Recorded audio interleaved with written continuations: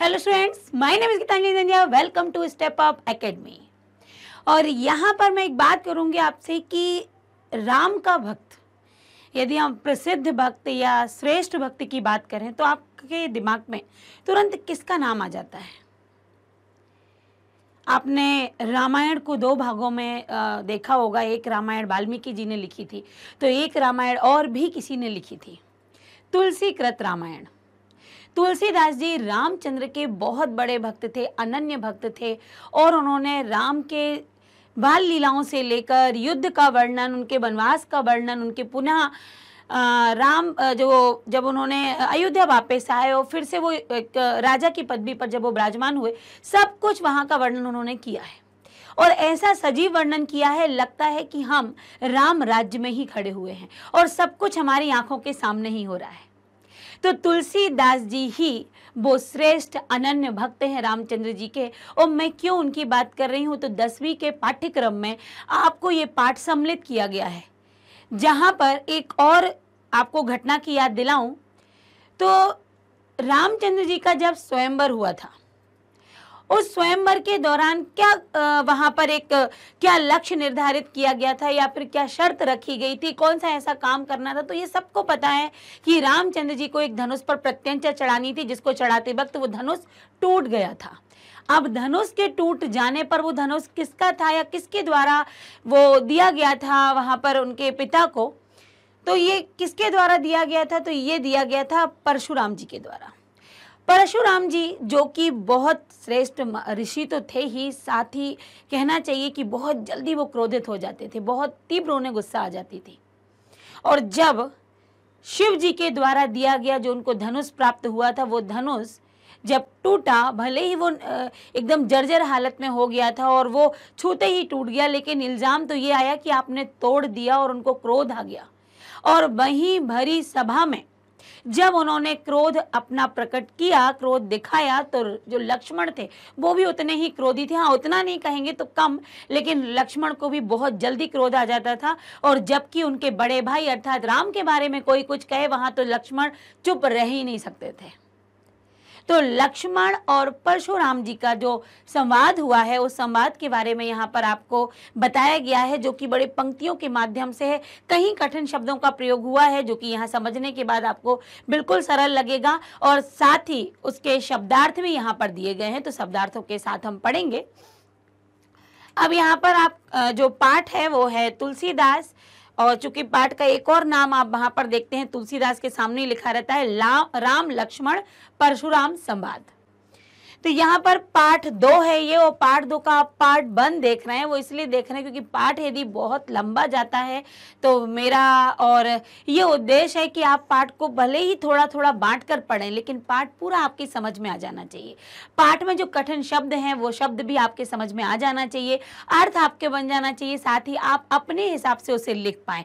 ये हमारा मूल उद्देश्य होता है। इसलिए पाठ को कितने भी पार्ट में बांट दिया जाए, कितने भी भागों में बांट दिया जाए, उद्देश्य एक ही है कि आपकी समझ तक वो आ जाना चाहिए, आपको पूर्णतः समझ में आ जाना चाहिए। तो और देर ना करते हुए हम आगे बढ़ते हैं पाठ की तरफ। तो सबसे पहले हम कवि परिचय लेते हैं, तुलसीदास जी का परिचय। उनसे तो वैसे भी सभी परिचित हैं, लेकिन फिर भी जब भी हम पाठ पढ़ते हैं तो परिचय फिर से जान लेने में कोई बुराई नहीं है। जितना अधिक पढ़ते हैं उतना अच्छे से याद रह जाता है। तो तुलसीदास का जन्म उत्तर प्रदेश के बांदा जिले के राजापुर गांव में सन 1532 में हुआ था। कुछ विद्वान उनका जन्म स्थान सोरो जिला एटा भी मानते हैं। तुलसीदास का बचपन बहुत संघर्षपूर्ण रहा। जीवन के प्रारंभिक वर्षों में ही उनके माता पिता से उनका विछोह हो गया, अर्थात माता पिता की मृत्यु हो गई। कहा जाता है गुरु कृपा से उन्हें राम भक्ति का मार्ग प्राप्त हुआ। वे मानव मूल्यों के उपासक थे। राम भक्ति परंपरा में तुलसी अतुलनीय हैं। इनके इतने अनन्य भक्त हैं कि इनकी कोई तुलना ही नहीं की जा सकती। रामचरितमानस कवि की अनन्य राम भक्ति और उनके सृजनात्मक कौशल का मनोरम उदाहरण है। जिन्होंने रामचरितमानस लिखा है उसमें उन्होंने पूरा वर्णन कुछ ही पंक्तियों में, मतलब है रामचरितमानस, ऐसा नहीं बहुत छोटा हो, लेकिन रामायण जैसा महाकाव्य तो नहीं है ना, लेकिन उतनी ही पंक्तियों में, उतने ही भाग में उन्होंने राम का पूरा चित्रण वहाँ पर दिखा दिया, गुरुकुल का भी, आने का भी, और उनका जो वन का मार्ग, मतलब सब कुछ। तो रामचरितमानस जो उन्होंने किया है वो राम के प्रति उन्होंने अपनी भक्ति को समर्पित किया है। सृजनात्मक कौशल, वहाँ पर उन्होंने जो अपनी कुशलता दिखाई हुई है वो भी बड़ी ही मनोरम है। आगे देखिए, उनके राम मानवीय मर्यादाओं और आदर्शों के प्रतीक हैं, जो उन्होंने अपने राम की कल्पना की है। और राम तो वैसे भी पुरुषोत्तम कहलाते हैं। राम क्यों उनको ही पुरुषोत्तम कहा गया है? एक ही पत्नी के धारी, जो अपनी पत्नी के विछोह में जब वो राज सूर्य यज्ञ करते हैं तो उस समय वो पत्नी के स्थान पर सोने की प्रतिमा उनकी बनवा के रख लेते हैं, लेकिन फिर कई अन्य राजाओं के जैसे वो दूसरा विवाह नहीं करते। उनके ही पिता ने, दशरथ जी ने 3 विवाह किए थे, लेकिन राम जैसा मर्यादा पुरुषोत्तम इंसान, राम जैसे मर्यादा पुरुषोत्तम की जिन्होंने एक ही विवाह किया और अपनी पत्नी के विछोह में जो वैसे ही रहे जैसे पत्नी वनवास में रह रही थी, वो अपने राजमहल में भी वैसे ही जमीन पर सोते थे। तो पत्नी व्रता थे वो। पतिव्रता तो पत्नियां होती हैं, लेकिन वो पत्नी व्रता थे और उन्होंने वैसा ही धर्म का पालन भी किया। इसलिए जो इनके राम है, तुलसीदास के राम है, वो मर्यादाओं और आदर्शों के प्रतीक हैं, जिनके माध्यम से तुलसी ने नीति, स्नेह, शील, विनय, त्याग जैसे उदात्त आदर्शों को प्रतिष्ठित किया है। रामचरितमानस उत्तरी भारत की जनता के बीच बहुत लोकप्रिय है। मानस के अलावा कवितावली, गीतावली, दोहावली, कृष्ण गीतावली, विनय पत्रिका आदि उनकी प्रमुख रचनाएं हैं। अवधी और ब्रज दोनों भाषाओं पर उनका समान अधिकार है। सन 1623 में 1623 में काशी में उनका देहावसान हुआ था। काशी में उनकी मृत्यु हुई थी 1623 में। तो आपने यहाँ देखा कि उनके राम कैसे हैं, आदर्शों के प्रतीक हैं, मानवीय मर्यादाओं से युक्त हैं। उनके अंदर जो गुण है वो नीति, स्नेहशील, विनय, त्याग जैसे उदात्त गुणों से उनके रामचंद्र जी भरे हुए हैं, जो कि सत्य है। राम और उत्तरी भारत की तरफ रामचरितमानस बहुत अधिक प्रचलित है, लोग बहुत अधिक पढ़ते हैं, जानते हैं, समझते हैं। और कवितावली, गीतावली, दोहावली, कृष्ण गीतावली जैसे उनकी और भी विनय पत्रिका आदि उनकी प्रमुख रचनाएं हैं। अवधी और ब्रज भाषाओं पर इनका पूर्णतः अधिकार रहा है और 1623 में इनकी मृत्यु हो गई थी। अब तुलसी ने रामचरितमानस की रचना किस भाषा में की? तो अवधी में की। विनय पत्रिका, कवितावली की जो रचना की वो ब्रज भाषा में की।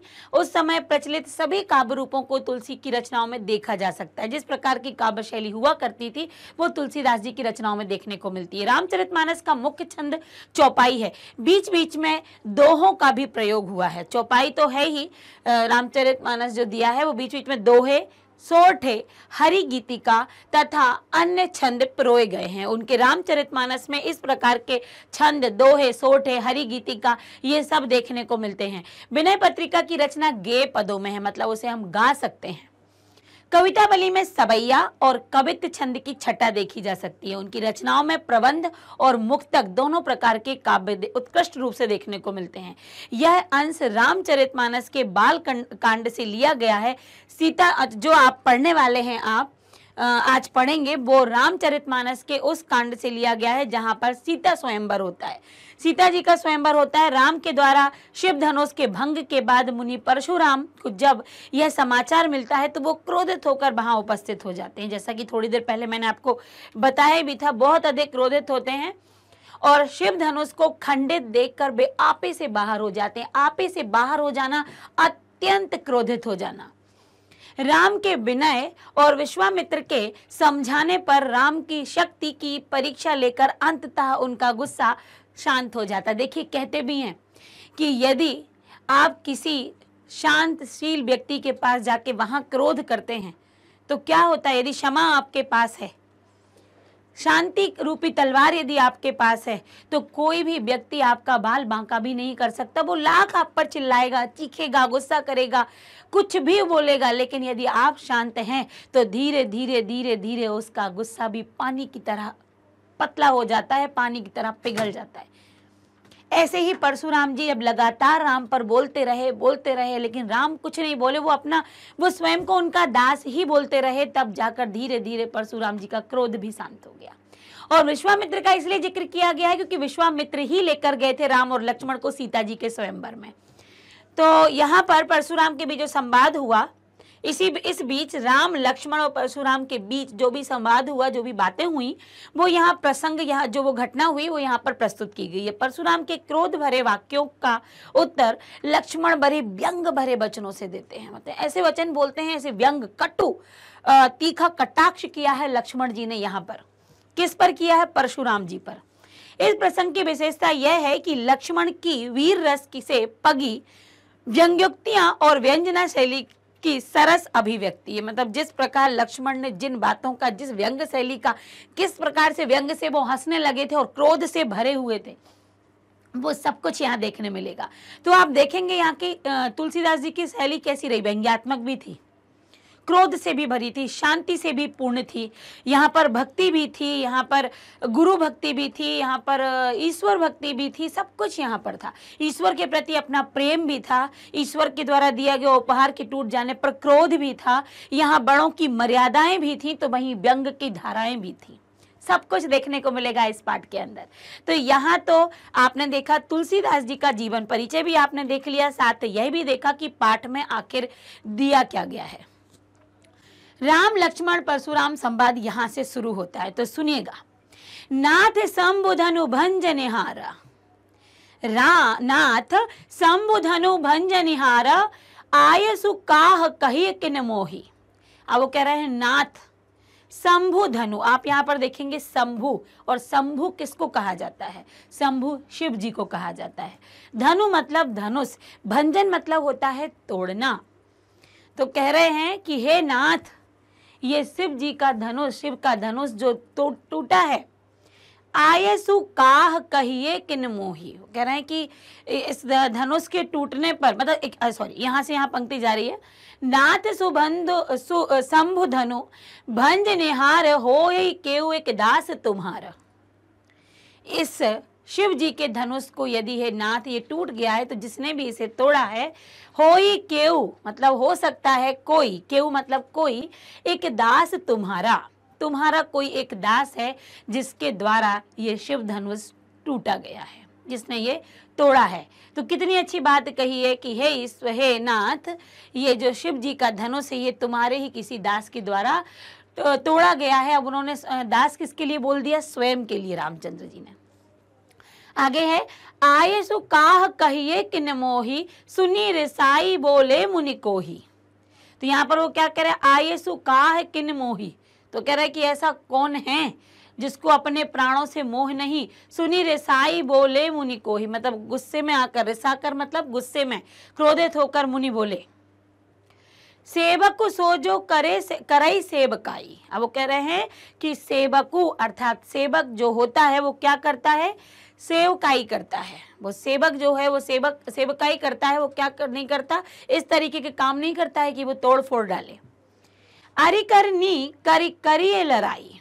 तो कह रहा है अगर ये करनी, अरि तलवार की बात है कि यदि ऐसा कुछ करना है तो अरि करनी करिए लड़ाई, तो फिर तलवार के साथ आके युद्ध किया जाए, इस तरीके से सामान को तोड़ा ना जाए। सुनहु राम जे ही शिव धनु तोरा। अब यहाँ पर शिव को शिव बोला गया है।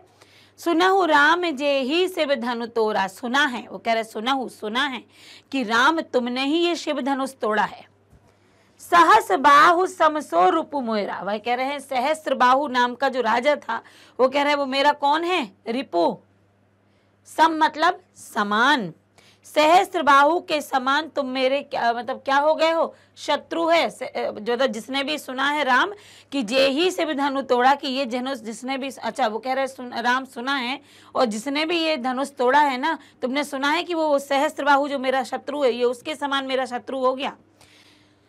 सो बिल गाँव बेहाई समाजा, नाता मारे जे ही सब राजा। वो कह रहे कि बिलगांव बेहाई समाजा, मतलब इस समाज को मैंने कई बार बिलग मतलब अलग किया है। किसको? ब्राह्मण समाज को इस समाज से।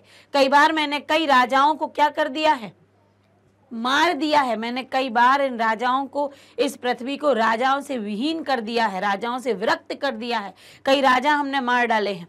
सुनी मुनि वचन लखन मुस्काने। सुनी मुनि सुनकर, मुनि मतलब मुनि के वचन मतलब वचनों को सुनकर, लखन मतलब लक्ष्मण मुस्काने अर्थात मुस्कुराए। बोले परसु धरहि अबमाने, बोले हैं परसु धरहि अबमाने, बहु धनु ही तोरी लरिकाई। वो कह रहे हैं बहुत धनु ही मतलब धनुष, तोरी मतलब तोड़े, लरिकाई मतलब बचपन में। लरकाई का अर्थ होता है बचपन में। बचपन में मैंने बहुत धनुष तोड़े हैं। कबहु न असिर से की नहीं गोसाई, कह रहे हैं कबहु न असिर से की नहीं गोसाई, मतलब कभी भी इस प्रकार की गुस्सा तो मुझे हम लोगों को किसी ने नहीं दिखाई है। बहुत मैंने धनुष तोड़े हैं इस प्रकार के तो बचपन में। ये ही धनु पर ममता के ही हेतु, कह रहे इस धनुष पर ही ममता प्रेम क्यों इतना है, इस धनुष पर ही क्यों आपका इतना प्रेम है। ऐसे तो हमने कई धनुष तोड़े तब तो कभी गुस्सा नहीं हुए, इस धनुष पर क्या प्रेम है। सुनी रिसाई कहे भृगुकुल केतु। अब यहाँ पर भृगुकुल कौन है, भृगु के जो राज्य के हैं, कुल के हैं, वो हैं परशुराम जी, तो उनके लिए आया भृगुकुल। तो कह रहे हे भृगुकुल के पुत्र, आप ये मतलब भृगुकुल के जो पुत्र हैं मतलब परशुराम जी हैं, ये सब बातें सुनकर कैसे हो जाते हैं और गुस्से में आ जाते, क्रोध में आ जाते। जब लक्ष्मण मुस्कुराते हुए कहते हमने बचपन में ऐसे कई धनुष तोड़े, किसी ने आके हमें नहीं डांटा, किसी ने गुस्सा नहीं किया, इस वाले धनुष पर आखिर इतना प्रेम आपको क्यों है। तो बस गुस्सा आ गई परशुराम जी को, वैसे ही गुस्से में थे और लक्ष्मण जी उस आग में घी डालने का काम करते जा रहे थे, उनका क्रोध बढ़ता जा रहा था। तो यहाँ पर आपने एक एक शब्द का अर्थ जाना। अब आगे चल के इसके जो पंक्तियां हैं उन्हें आप हिंदी, अच्छा अभी 2 पंक्तियां और है फिर हम आगे बढ़ते हैं। रेन रप बालक, वो कह रहे हे राजा के पुत्र, काल बस बोलत तो ही न संहार, कि तुम जो बोल रहे हो ना तो ये मृत्यु का तुम संभाल नहीं पाओगे। बोलत तो ही ना संभार, धनहु सम त्रिपुरारी धनु, त्रिपुरारी धनु विदित सकल संसार। वो कह रहे हैं कि जो धनुष है वो त्रिपुरारी विदित सकल संसार, ये संपूर्ण संसार मेरे इसको जानता है, इसके बारे में जानता है। तो ये बालक, ये जो तुम बोलते जा रहे हो काल बस मतलब मृत्यु के बस में होकर तुम ये सारी बातें कर रहे हो, इस धनुष के बारे में संपूर्ण संसार जानता है। मतलब वो कह रहा है कि क्या तुम नहीं जानते। अब यहाँ से देखिए, जनक सभा में सीता स्वयंवर के समय धनुष टूटने पर क्रोधित होकर परशुराम जी राम से कहते हैं कि शिव धनुष को तोड़ने वाला कोई नहीं, राम कहते हैं उनसे कि शिव धनुष को तोड़ने वाला और कोई नहीं, आपका ही कोई दास होगा। मेरे लिए क्या आज्ञा है। सुन क्रोधी ऋषि गुस्सा करके बोले, यह बात सुनकर ऋषि और क्रोधित होकर बोले कि सेवा का कार्य करने वाला केवल सेवा ही करता है, इस प्रकार के काम नहीं करता वो। अगर उससे लड़ाई ही उचित है तो हे राम, जिसने यह शिव धनुष तोड़ा है सहस्त्रबाहु के समान वह मेरा शत्रु हो गया। उन्होंने कहा था ना कि सुने ही राम, तो राम सुनो, जिसने ये शिव धनुष तोड़ा है, जैसा सहस्त्रवायु मेरा हमेशा के लिए शत्रु है वैसा वो व्यक्ति भी अब मेरा शत्रु हो गया है।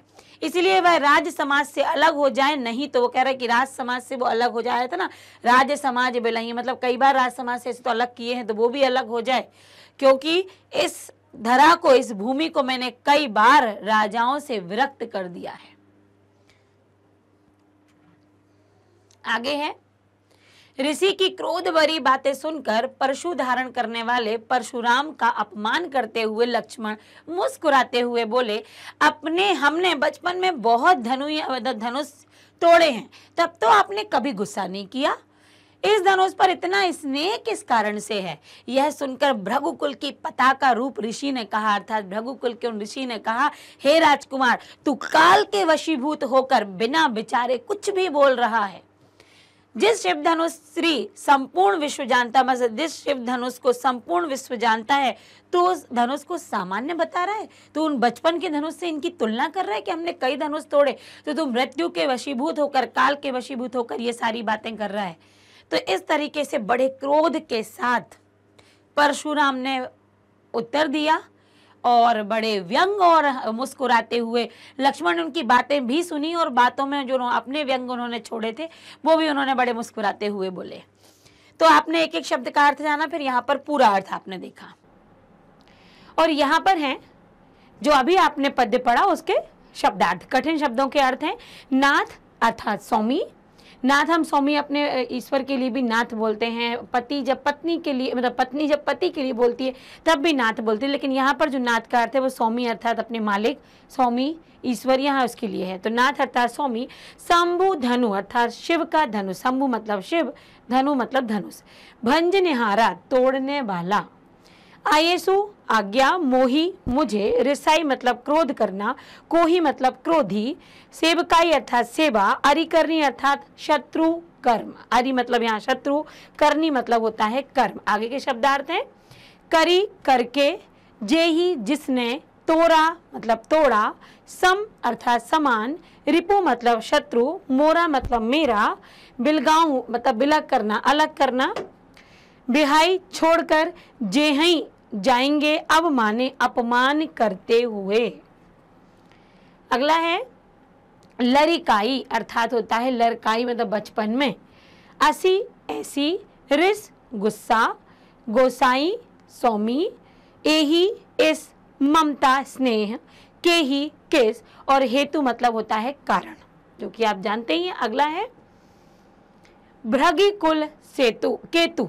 भृगिकुल केतु अर्थात भृगु वंश की पताका रूप परशुराम। नृप बालक, नृप अर्थात राजा, बालक मतलब पुत्र कहते, बालक तो राजा का पुत्र या राजा का बालक। काल बस मृत्यु के वश होकर, मृत्यु के वशीभूत होकर। संहार अर्थात संभल कर। त्रिपुरारी धनु, त्रिपुरारी कौन, शिव जी, और धनु मतलब धनुष, तो शिव धनुष। विदित ज्ञात है, सकल अर्थात संपूर्ण। और यहाँ पर हमारा जो पार्ट 1 है, इतना जितना हमने इसमें पद्य पढ़ा, उस पद्य के सारे हमारे शब्दार्थ हुए। और यहाँ पर हमारा पार्ट 1 मतलब थोड़ा थोड़ा, क्योंकि देखिए आप कठिन शब्दों को ले रहे हैं, अवधी भाषा के शब्दों को ले रहे हैं, उनका आप हिंदी अर्थ जान रहे हैं, तो बहुत ज़्यादा पढ़ लेना और उसके बाद शब्दों के अर्थ भूल जाना, इससे अच्छा है कि हम 2 से 3 भागों को एक पार्ट में पढ़ लें, दूसरे पार्ट में हम आगे के भागों को पढ़ें और उसके शब्दार्थ को पढ़ें, तो ये आपके लिए आसानी होगी। तो अभी जो हमने पढ़ा हुआ है, अभी हमारा पार्ट कंप्लीट नहीं हुआ है, क्योंकि अभी 1-2 अंतरे उसमें बाकी हैं, 1-2 पद्य बाकी हैं, जहां पर उनको पढ़ने के बाद उनके कठिन शब्दों का हिंदी अर्थ हम वहां समझेंगे। तो अभी के लिए हमारा पार्ट 1 कंप्लीट हुआ है, लेकिन पार्ट 2 के लिए आप इंतजार बनाए रखिएगा, क्योंकि बहुत जल्दी आपके पास पार्ट 2 भी आएगा, जहां आपका समझना राम लक्ष्मण संवाद पूरा हो जाएगा और उसके बाद उसके अभ्यास वाला आपको वीडियो उपलब्ध होगा। तो हमारे साथ चैनल से जुड़े रहिए, क्योंकि आज ये हुआ तो अगला आपके लिए उपस्थित होगा, जैसा कि मैंने सारा विवरण अभी आपको दिया है। तो बने रहिएगा हमारे साथ। आज के लिए बस इतना ही। Thank you so much.